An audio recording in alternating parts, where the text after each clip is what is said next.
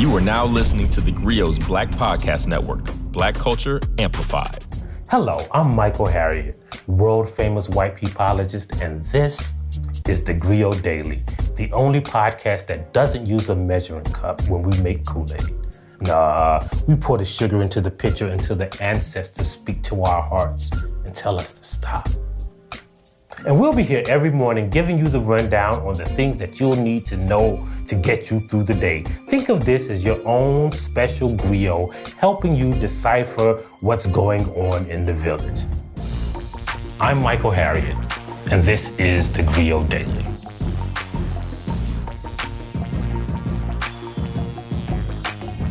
And one of the things you'll find out about this podcast is I really actually do study white people.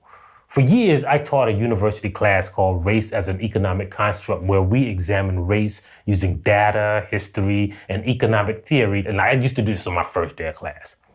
One of the first things I used to do is I used to ask people what the definition of racism is. And, people had all kinds of things. They say, it's when you hate black people, or when you don't like somebody because of their race, or when you got a prejudice against somebody.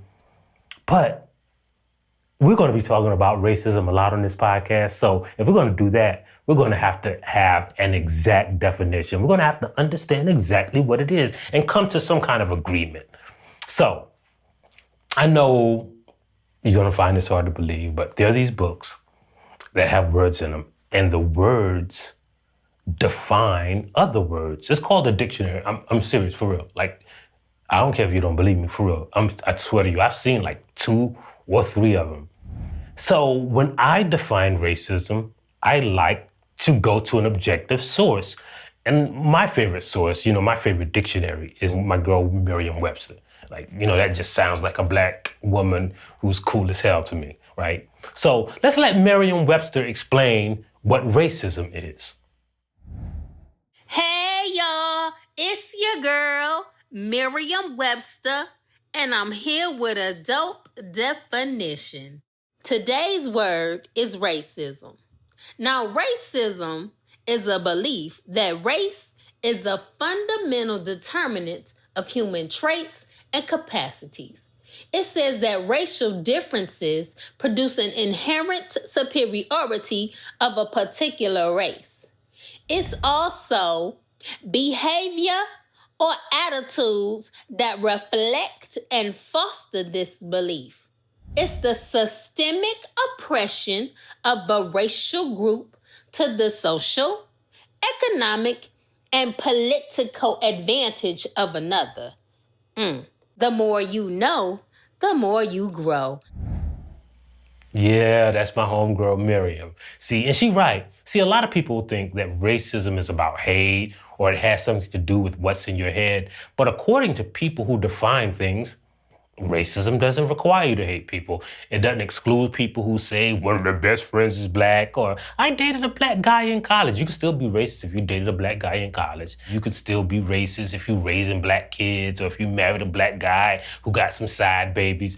You can still be racist if your brother-in-law's uncle, sister, cousin, nephew adopted a black baby. None of that excludes you from the subset of people who are racist. Racism is the product of that belief. And I know that conflicts with what a lot of people believe. For instance, every generation believes that their generation is less racist than the previous one. Like, we think like young people are going to stamp out racism and the next generation is going to be racism free, but that's not actually true. How do I know? Because first of all, everybody's been saying that since like time began. And there's actually data on this. See, for years, the National Opinion Research Center, or what we call the NORC, not NORE, that's Nori. He got a good podcast. You should check it out. But the NORC has been doing a survey, like this really huge survey, one of the biggest in the world, since 1941. And one of the cool things about the NORC is that they ask the same questions every year, right? They have a subset of questions that they ask every year so they can track and see how people in each generation perceive society. And every year they ask people, white and black, if black people are less intelligent than whites. They don't ask them, what do you believe? They just ask, hey, are black people less intelligent than white people? About 23% of white millennials believe that black people are less intelligent than white people. In fact, over the last century, no matter what era they were born in, about 1 in 3 white people think that black people are lazier than whites. And I don't even know where they got that from, right? Like, because they answer, oh, I forgot, white people don't know history, right? Because they don't know about all that free labor they got. But this actually fits the definition of racism, and it's how white supremacy works. Now, I know what you're saying, but white supremacy, that's like racism on steroids, right? Well, again, we're going to use that little book that we were talking about earlier called The Dictionary. And actually, white supremacy is not very much different than racism, even though we think it's like supercharged racism, like Super Saiyan racism. No, it's not really that. But don't take my word for it. Let's ask my girl, Miriam. Like, where Miriam at? She probably know. Today's word is white supremacy. The belief that the white race is inherently superior to other races and that white people should have control over people of other races. And 2, the social, economic, and political systems that collectively enable white people to maintain power over people of other races. Now tuck that one under your fitteds and your bonnets. So according to the actual dictionary, America isn't technically a racist country, it's a white supremacist one. And if you go back to like the first definition of racism that we were talking about a few seconds ago, white supremacy is really just a tool that enables white people to oppress other racial groups for, again, remember that definition. Remember, y'all ain't forgot what my girl Miriam said that quick, right? The social, political, and economic advantage of white people. And like racism, white supremacy doesn't require intent. It doesn't require hate. It doesn't require people to come and burn a cross on your lawn or to have a swastika on their arm. No, white supremacy is just a method of control, which also brings up a question, right? And I know we've asked this question before. Can black people be racist? Now, I know you've heard that racism must come with some kind of power, and a lot of people believe that. But, you know, my girl Miriam don't have nothing about power in her definition. But here's the thing. Can you name one place in America or one situation where black people have oppressed white people to the systemic, political, social, or economic advantage of the rest of black people? Sure, I did individual instances of black people attacking or disliking white people, but that doesn't reveal what those black people believe, right? That's just the thing that they're doing. Like when you jump on a white person because of their race, it's just that white person. And you know what white people say? God knows what's in their heart. So unless a black person admits that their belief is racist, all we can judge people by are their actions. And yes, there are individual instances of black people actually committing acts of discrimination or prejudice and hate against white people.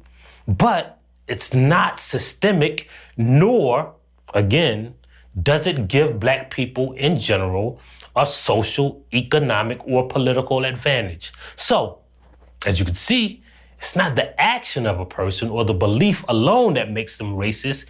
It must reflect some kind of systemic or institutional effect according to definitions. For instance, when one black person hires a black person over a white person, it doesn't negate the fact that black unemployment has been twice as high as white unemployment since they began measuring the unemployment rate. In fact, when black employees look at resumes, they are more likely to hire someone if they think the applicant is white. So the only way that black people are technically racist is against black people. But we've met Candace Owens. Or Like when white people claim black people voted for Obama because he was black, they said that was racist, right? But that didn't negate the fact that black people vote for white people most of the time, right? Now, I don't believe all the founding fathers hated black people, but they created an electoral college, a constitution, and laws that still collectively enabled white people to maintain a political advantage over black people. Banks don't have beliefs, but the financial industry created a system that gives white people an economic advantage. High schools and colleges might want more black students. They might not hate black students, but they adhere to a system of funding, teaching, testing, and admissions that gives white people a social advantage over black people. Currently, in most intelligence or tests, Latinos and black people receive lower scores than whites and Asians. The question is what is the problem? Is there a problem with the test takers or the test? And for 100 years, Americans have made the case that black people, Latino people are not achieving intellectually as much as other people, as much as white people. And I would argue, no, the problem isn't with these test takers, the problem is with the tests themselves. So America ain't racist, it's a white supremacist country. Maybe I should tell you this story. So back in the days, like before I graduated from grad school, I got this job at a boat company. Now this boat company was in my hometown. The owner came to me one day and he asked me why there was this perception in town that his company was racist. So to understand why, I'll have to give you some background. See, my town was about half black and half white. And they had, for most of my youth, a black high school and a white high school, right? But the white high school had this program. It was funded by this man's company, and when you finished high school, you learned how to make boats. And you automatically, if you graduated from that program, got a job at his company. Now, that program didn't exist at the black high school. It doesn't matter why, right? It doesn't matter whether he did it because it was his alma mater or he couldn't afford two, so he just arbitrarily picked one high school. But his company had created a social, economic, and political system that collectively enabled white people to maintain power over people of other races. That is white supremacy. They could get a job simply because of the fact that they went to the white high school. And that's white supremacy. So if somebody calls you a white supremacist and it fits that actual definition, don't be mad at me. Don't be mad at my girl Miriam. Be mad at the dictionary, because actually words mean things. Now we gotta get out of here. But don't forget to download the theGrio app. Don't forget to subscribe on your favorite platform. And don't forget to tell at least one person about the theGrio Daily. But we'll get out of here in the blackest way possible with a traditional black greeting. Tell your mom and them I said, hey. Thank you for listening to the theGrio Daily. If you liked what you heard, please give us a 5-star review, download the theGrio app, subscribe to the show, and share it with everyone you know. Please email all questions, suggestions, and compliments to podcasts@thegrio.com. You are now listening to theGrio's Black Podcast Network, Black Culture Amplified. You're watching the Blackest Questions podcast with Christina Greer. In this podcast, we ask our guests 5 of the blackest questions so we can learn a little bit more about them and have some fun while we're doing it. Okay, so this is a trick question.